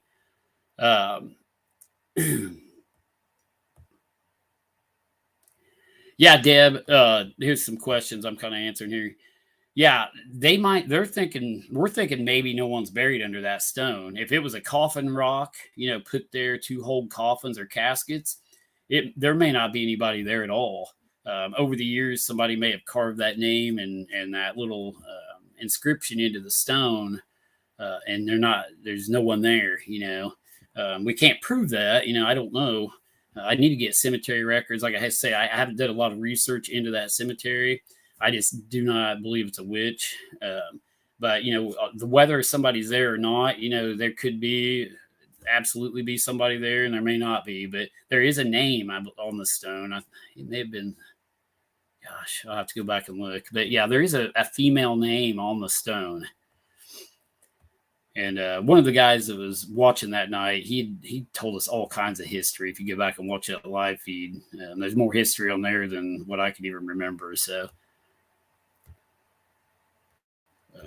here's a question from Diana. Sorry, Diana Carr. Do solar lights in cemeteries mess with you? Yeah, solar lights have really messed with us on different occasions. We've looked out into cemeteries at night and seen those solar lights, and misidentified them and thought they were some type of unusual phenomena going on in the location. Absolutely. We've had some misidentifications with solar lights, and we've had weird things happen with solar lights and cemeteries also, where they were intelligently coming on and off upon demand. Like we've used them too. We'll be like, hey, can you turn your light on or off? That's by your gravesite. And sometimes we've had that happen. They'll actually shut the light off and then it'll come back on or something. But again, with a solar light, I mean, those can be shut off with a flashlight. The batteries could have been going dead. So, I mean, it's easily debunkable, anytime a solar light comes on and off. So we can't say it's paranormal, but we have seen weird things happen with solar lights. But generally, they're just out there, and we have to go out there and see what they are to make sure, it's not some type of light. Try to catch up on comments here. Yeah, that's a good theory too, Trudy. I don't think so, actually, though, because it is cracked. If you notice, I'll throw it back up there, but that is a good theory, though. I mean, well, maybe they put their remains or mix their ashes with it even, but it is cracked down toward the foot of the stone. So I don't believe, somebody's embedded in the stone or buried in the stone with it itself.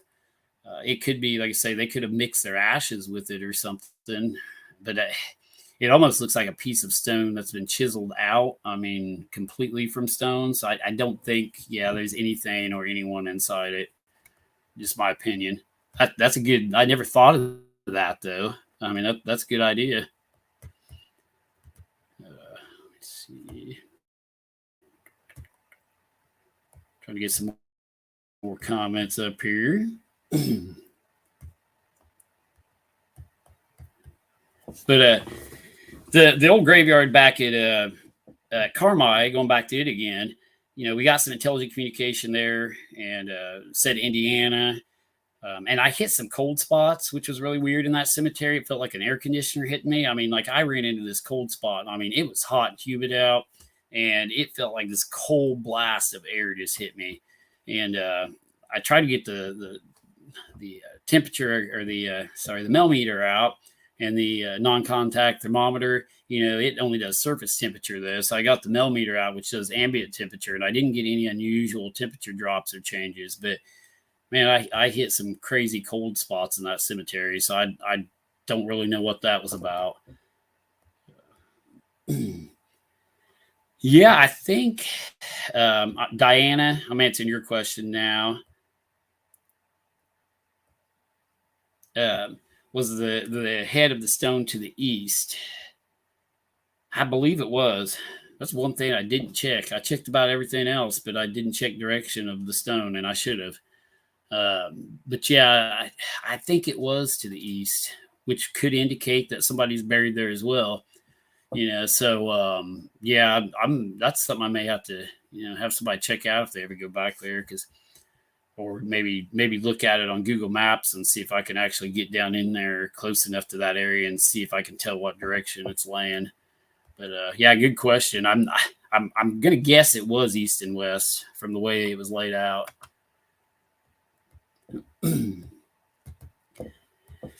But yeah, if you guys want to kind of give us any questions real quick, kind of open it up for all questions now. Kind of discuss, our recent investigations we've done, and we plan on, like I say, we've got a lot in Marshall coming up, some in Carmi, Illinois coming up. We got some in Robinson. Just a lot of investigations coming up here, and not enough weekends. So definitely, if you guys got any questions right now, throw them out there, and I'll try to answer them here real quick toward the end of the show, and then probably wrap it up after that. But we appreciate you guys watching our live investigations all the time and our shows. So, you guys are our eyes and ears out there. Like I tell you, when we're filming, we really appreciate it, because there's things you guys see and hear through that camera, through the audio and the actual lens of the camera. You can see things, we can't sometimes through your screen and TV screens. You're probably, some people I've heard are bringing it up on a big screen when we're investigating, which is a really cool idea. Bring it up on your actual smart TV, your big screen TV. and you've got a heck of a better view than what we do, maybe, and I mean, probably better audio because, hook it up to some headphones or some Bluetooth headphones of your TV and watch and listen. And you may be able to hear EVPs of disembodied voices coming through that microphone on our camera that we can't hear out there. And it's so cool. I mean, I love going live because I've got hundreds of investigators, helping me. It's like you guys are at our command center watching our video, watching and listening for things. Because, we get sidetracked too, and like kind of tunnel vision, especially when we're recording, especially if I'm recording and trying to use a device, a piece of equipment and doing all this stuff at once. It's hard for me to concentrate and hear and see everything around me, especially those lights in my eyes and everything. So, oh, that's cool. That's what Deb says she does. She puts it up on a big screen TV. Yeah, that's cool because then, you can probably see and hear a lot of stuff, that we can't. And definitely, when you guys timestamp it, and the best piece of evidence that we ever recorded ever, I mean, I'm hands down, was recorded on our live feed one night at Pine Lawn Manor. And I would never have found it I knew it happened, but I didn't realize because of all the craziness of the investigation that night that I did catch it on video. But, we got a marble flying at us from nowhere. It materializes out of nowhere and hits me. You can hear it thud and hit me in the chest and fall onto the ground. And it comes from nowhere. You can go back in the video, which I clipped out. The fans messaged me and told me, it was like, hey, you recorded that marble. It's on there. You can see it come out of nowhere and hit you. And best piece of evidence ever because of we were going live. So, I can't thank you guys enough for watching us because, when people find stuff like that we miss, that's really neat because we went back, clipped that out, and it was the best piece of evidence ever.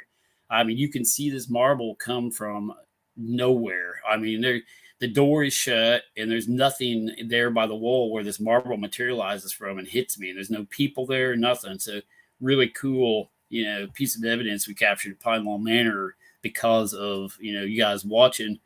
So, but let me see. Oh, let me get Jen. Well, I'll get this question, then I'll get to you, Jen. Elmwood Cemetery in Florida is the biggest one in the county. It has some very old stones and a complete building that the man and his wife is in. I thought it was a tool shed for years. They both were involved in the Masons. It has a large military crosses altogether. IR has several old fences in the area. My son lived across from it. He had so many creepy things happen in his house. Well, that's cool. I don't think I've investigated that location. So that's a new one for me too. We'll definitely thank you, Trudy. Maybe we can check that out sometime soon. And I'll definitely let you know about it. I'll check into that location, see if we can get permission to get in there and everything. And Jen says, are you going to go out this coming weekend? No, Jen, unfortunately, I would like to, and we've got investigations backed up, but Courtney, unfortunately, is having surgery Wednesday. She tore a labrum in her hip, and she's having a hip surgery Wednesday. So this weekend will probably be out of the question because I'll probably be trying to help her walk and hobble around. But yeah, she's having surgery this Wednesday, and I'll keep you guys updated on that too. But hopefully she does well with the surgery and she can get back out there and start investigating soon. But it's probably a several month recovery, at least 6 to 8 weeks, maybe longer recovery for her. So hopefully, I can get out there, and investigate and, after she recovers a little better and get some live feeds going again. But yeah, this weekend's definitely out of the question, even though I'd like to, but I can't. Let me see here.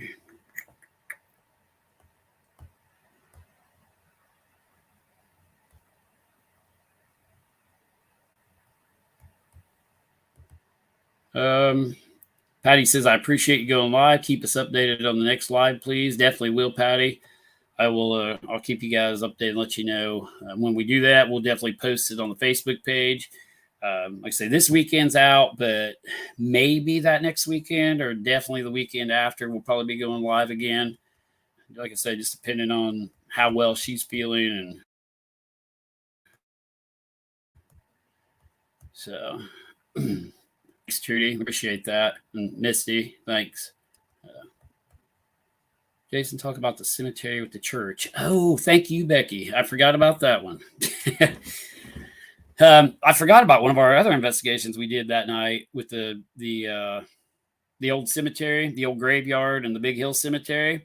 We went to another cemetery, West Union Cemetery near Carmi, because there had been several reports by locals back in the day of people hearing and seeing mysterious like lights and people in an old church that is no longer there. So we went and investigated it also, and to come and find out, there's several cemeteries with reports of strange things in that area. So we need to go back sometime too and investigate some of the other locations that people told us about that night. So, but we went to this West Union Cemetery, and I got out this old location where an old church sat, and started doing an ITC and EVP session. I fired up the ghost box, and I was asking for any messages or any communication, and we got this voice come across and said preacher. I mean, and I'm standing inside basically where the old church foundation used to be. The old steps are still there. I was on the steps of the church, and I got preacher came across just plain as day. So I mean, that was pretty cool. But yeah, that old church was pretty neat, that site there. And I also got something about Easter, and there was a lot of stuff kind of corresponding with church that I got there. Something about Easter Sunday and Easter. So yeah, just that was a neat location too. And one of my team members, I was reading a comment here. One of my team members saw what she thought was an apparition walking like along the tree line where the light kind of illuminated through the fence on the far side of the cemetery there at West Union. And she thought she'd seen somebody walking, and one of my other teammates thought they did too. So I don't know what that was. You know, we couldn't confirm nor deny that. So that was at West Union Cemetery there near Carmi. But the communication I got inside the old church foundation was pretty cool. I mean, it was legitimately relating to church services and stuff. And I got to go back and get all that out too. I'm going to have a night when I get all this evidence collected and sorted out. I'm going to have a night like maybe called like 2023 EVPs or best ITC sessions, where I do a show, you know, like one of my talk shows, and I'm going to play all the evidence on the talk show, you know, all the voices we've captured. Like just make like an hour, 2 hour show out of all the, you know, all the cool intelligent communication sessions and segments we've captured, you know, in 2023 so far. So, but and yeah, thank you guys for all the wishes and toward Courtney. We appreciate that, and prayers. So, try to read some more your comments. Definitely a ghost in my house. We'll definitely, like I say, if you guys have any weird, strange things going on in your house, definitely send us a message. We will check them out. Let us know what you got going on. Diana Carr says, let me see here. We have a group of 3 that watch together as we've had experiences that cannot be explained. Nothing harmful, though. Yeah, if you want to share some of those experiences sometime, even private message them to me, you know, after the show, that would be cool. I love hearing, you know, the stories and things people have encountered and experienced out there. We can even have a show one night where we do that, where you guys just give me all your experiences. You know, I always tell about our investigations and stuff, but some night, yeah, I want to do a show where, you know, it's just you guys talking and telling me all your stuff, and we can kind of interact with that. That would be pretty neat. It says,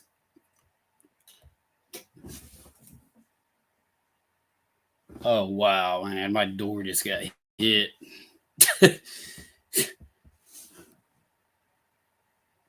Hello? There's nobody else home either, guys. Did you guys hear that on the live feed? My door just got like hit and open, like cracked.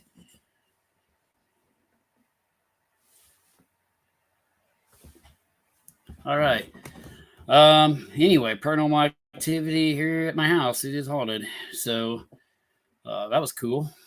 Did you guys hear that get hit? I'm gonna have to go back and watch it live and listen to the audio. I hope it picked that up. But man, it hit my door hard. Anyway, sorry guys, wasn't expecting that. Kind of threw me off. It says in Elmwood at Flora, also there's a stone that has a sidewalk to it. He was in the Masons. There's a cemetery at Altamont that still has the steps left where an old church said. I wonder if they leave them for a reason. Yeah, that is cool. Yeah, like I said, I'm a Freemason too, Trudy, and like I could definitely look at that. I assume you're talking the Freemasons, correct? Like the square and compass symbol, is it on there and everything? But yeah, that would be cool to investigate. Gosh, I'm trying to get through all your comments. I'm sorry, guys. Okay, so yeah, I'm just now seeing to where you guys did hear the door open or get hit. That's cool. So, cool. Yeah, everybody's saying it picked up the door getting hit. That's pretty neat. Yeah, that's a very good question, Patty. Yes. She's asking if I feel like things ever follow me home when I do an investigation. Absolutely. We have all kind of experienced weird things, following us home. A lot of us have had experiences. Actually, one of my newer team members is kind of sitting it out right now. He just joined and he went with us on a few investigations. He just started pretty much, he's been with us on a couple tours, but just kind of joined my team.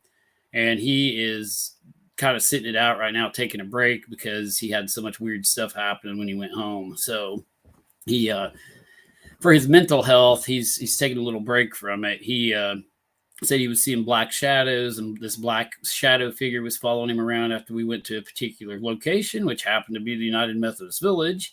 He said he had all kinds of stuff follow him home. And so, yeah, I mean, it does.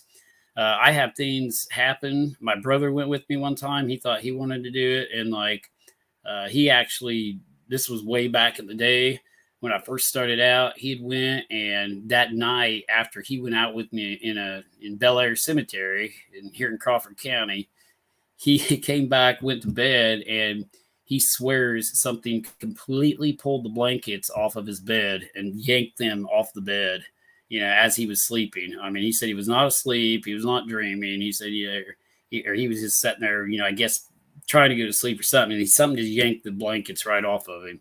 So, just weird stuff happens. Yeah, I have knocks at home on my wall all the time, like 3 consecutive knocks, like boom, boom, boom. Doors opening. I'll see things out of the corner of my eye sometimes.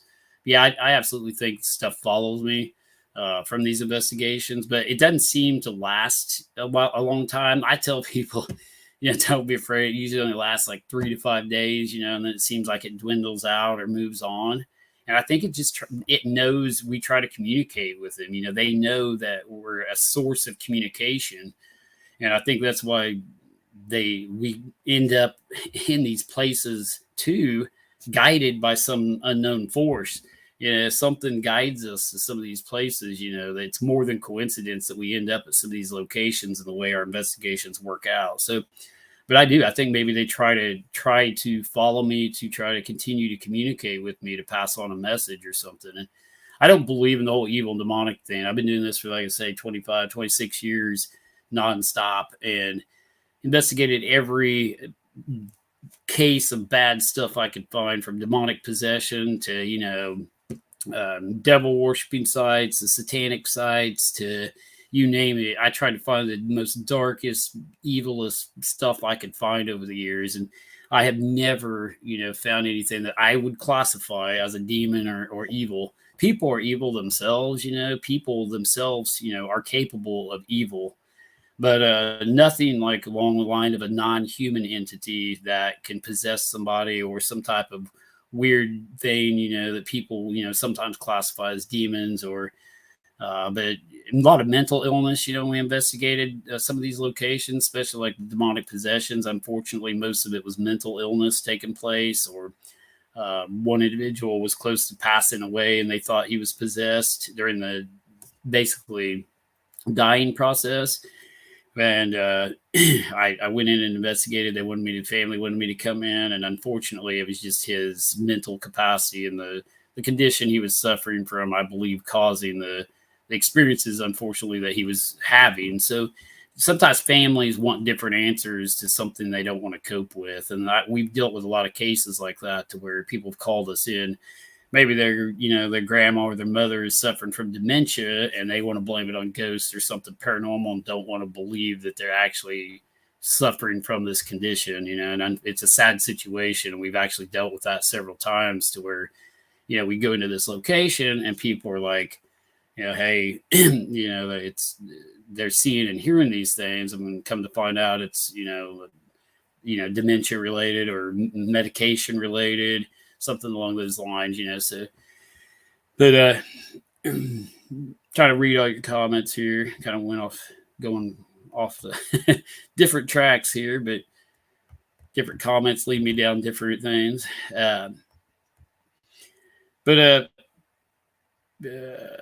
Jen says, remove when I had to let them out of the car on the way home from the Robinson Spook House. That don't surprise me.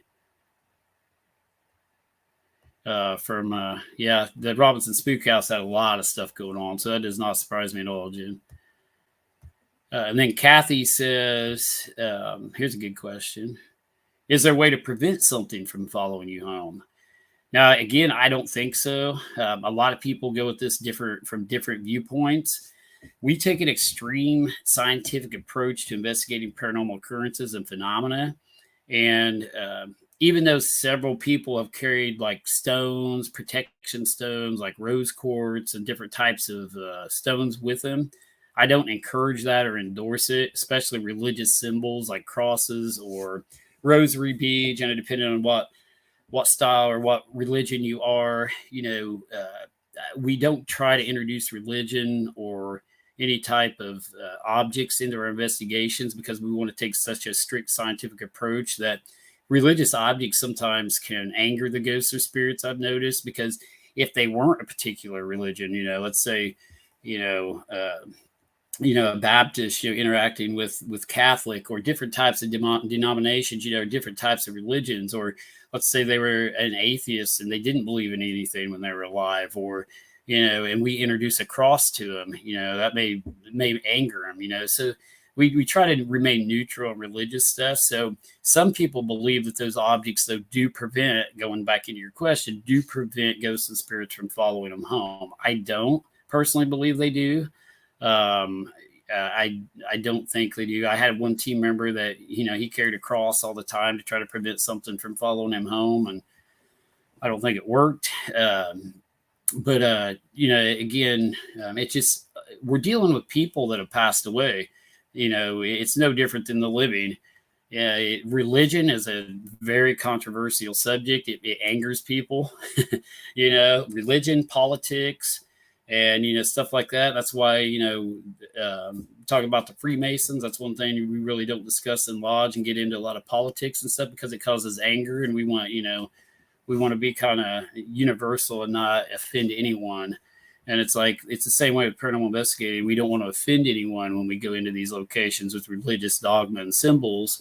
Might offend one, and one might like, and one might not like. So that's why we take a pure science approach to this, and we throw, I hate to say this, but we throw any religious beliefs behind us while we're investigating, because we can't use those during a scientific investigation. And but some things, I just don't think, there's a way to prevent it. I think if they're going to follow you, they're going to follow you. You can ask them nicely to, not follow you and stay there, but whether it works is up to the individual ghost or spirit you're dealing with. That's a very good question. I mean, I can go on for not, I can go on for a long time with theories regarding that question, Kathy. But thank you for bringing that up, and hope I kind of touched on it, but went a little off track. But wanted you to kind of get our viewpoints on. We don't really try to prevent it from happening anyway, so I can't really say, that it works. Try to get to more questions here. What would you consider the blood at Pine Lawn? The blood, Peggy's question here. What would I consider the blood at Pine Lawn? I had no idea. So yeah, the blood she's talking about appeared on the walls a couple Halloweens ago when we were investigating Pine Lawn Manor. Had no idea. We done a blood test on it. It came back for blood, but not necessarily human, and we don't really know what it was. It was very bizarre. I don't know. I mean, and I don't know, as far as if you're asking me you're probably asking me what I think. You're not asking me what it was made of, probably, but what we consider it to be as far as paranormal phenomena. That would be a paranormal phenomena that we really can't explain or deal with. I wouldn't consider it evil or demonic. I think it was just a way of them getting our attention and spelling out a name. Why it was in a blood-like material or blood, I do not know. I can't explain a lot of stuff that happened at Pine Lawn. Place is a different world. I don't know. It's something I can't answer. I don't even know what to classify it as. Let's see. Here's Diana again. There we go. My first experience was I went to the old slave house years ago. I saw an apparition of small children in 2 places in the attic. I was haunted in my sleep for several weeks. They were reaching like they wanted to be picked up. That's pretty cool. I've actually investigated that location. I assume you're talking about the old slave house at Hickory Hill down there near Harrisburg and Equality, Illinois. Yeah, we've investigated that. I did it back in the late 90s. We investigated the whole property, the attic. The attic's really cool. It feels like you're going to fall out of it. It leans kind of when you get up there. And it's been a long time ago since I've been there. But we captured a really weird picture there, too, of something I can't explain. It almost looks like half of a full body apparition there at the slave house. So that's a pretty cool location. And the state, I believe, took it over for a while. It's been back and forth between private owners and the state. And I just heard they're trying to do something with it again. I'm not sure what the history or the future of the old slave house at Hickory Hill is going to involve, but it is a cool location that we've investigated years ago. So I totally believe that story. If that's the one you're talking about. Yeah, she said yes. So cemetery south of Newland. Oh, yeah, there's one question there about a cemetery south of Newland in Crawford County. I was reading there on one of the questions. Yeah, there's an old church there and cemetery, and there's been a lot of activity at that location. I think it's Grand Prairie Cemetery is the name of that place. People have seen a lady in a white dress go out across there. We've heard and seen things out there. There's some individuals out of, I believe it's called Prairie. It's either Grand Prairie or Prairie. There's both of those cemeteries in Crawford County, and I get them confused. But there's some individuals that are buried out there that were killed in a vehicle accident, like a mudding accident, where they died of carbon monoxide poisoning. I believe the exhaust pipe got clogged off with mud and stuff, and they ended up passing away in their vehicle. It was like a jeeping accident. And we've got some strange and crazy communication around that grave. I mean, just every time I go out there, they communicate. And I don't think we've ever went live there, but I need to, because that's a really, really cool place that I usually get intelligent conversations at. But that was a question regarding that cemetery south of Newland, I believe, there.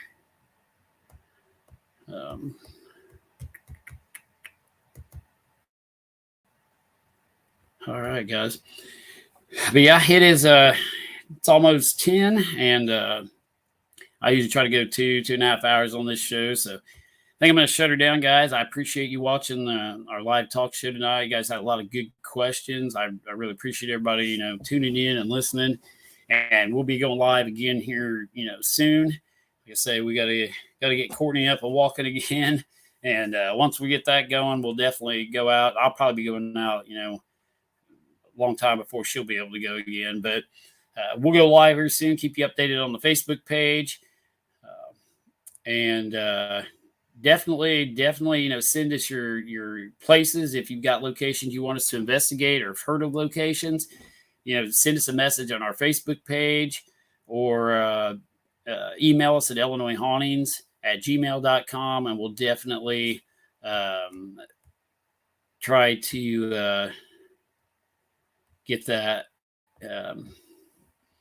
Sorry. Looking at comments. We'll try to answer you as quick as possible, but I think we're going to call this one tonight, guys. Thanks again for watching, and everyone have a good evening, and hopefully it's not a haunted evening. So, like I'm having here. So we'll see you on the next one, guys. Thanks, Karen. I see that comment said we're very professional. Thank you, Karen. Hope you guys are doing well. You and Greg, you guys have a good one. Thanks, Patty. Thanks, Diana.